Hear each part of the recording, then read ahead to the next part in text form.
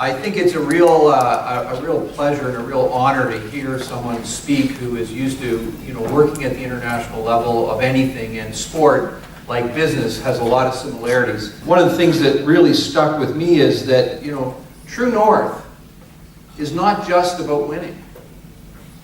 I mean, I don't know how you felt during this presentation, but the honesty and the reality that I heard about being absolutely clear about what it is, and that guides you through the tough times. So you think about some of your winter months when you're having a tough time. Think about what you heard here today about really having your eye on True North and using that to help you get to the next stage. Another thing that really, stuck into my mind was when you talked about breaking everything down, understanding the numbers. You thought, listen to what Chris said. It's the same thing whether it's in sport or business. It's understanding what the drivers, and I think the exact term that was used in the question and answer was, what are the match-winning indicators?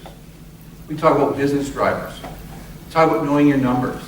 If you don't know those, then how can you possibly understand what you need to change, what you need to work on, what you need to focus your attention on in order to take your team, your organization to the next level? So that was another thing that really just jumped out at me. Another one about knowing your roles.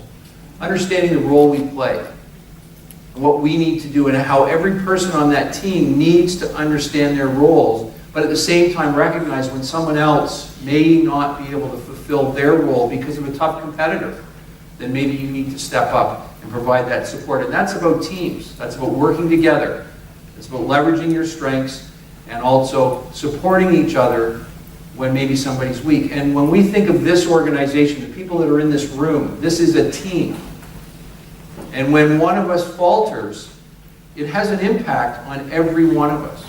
If one of us isn't supporting the brand appropriately, it's going to have a negative impact on everybody else on the team. So we need to make sure that we keep that in mind, is that we are working towards our own True North, of course, but that True North has to be in the broader umbrella of what we're trying to accomplish. I love the team charter. We started off by talking about what our vision is, what our 5 values are, and we learned that on the Solar Ferns, everyone knows that one pager. They know what it stands for. They know how it translates into their own life and what they need to bring to the party. So, I mean, some absolutely great learning here. And the last thing I want to touch on before I let you go for lunch is in the area of leadership. There's no room for self-pity. We are the leaders of the team. If we don't walk in to our organization ready to win each and every day, then how can we expect the people that are working for us to be ready to win the battle? And let's be frank, it's a battle out there. We need to respect our competitors, know what they're good at, and we need to adjust our plan accordingly so that we can beat them. And we know how we beat Subway. We know how we beat all the other QSRs. It's about our team, it's about our attitude, it's about being fanatical, it's about how we bring our product, it's about the customer experience. That's what drives our business. So thank you for an amazing lesson in what it takes to be a winner. How many people here changed their seats when they came in? I am so impressed with you guys. That is phenomenal. Now, Angus, I don't mean to call you out. Love you, brother. But changing seats with your wife does not count. You need to be really clear then. I should have been clearer. It's my bad. My lesson learned. Angus, pick another table. Sure. Is that clear?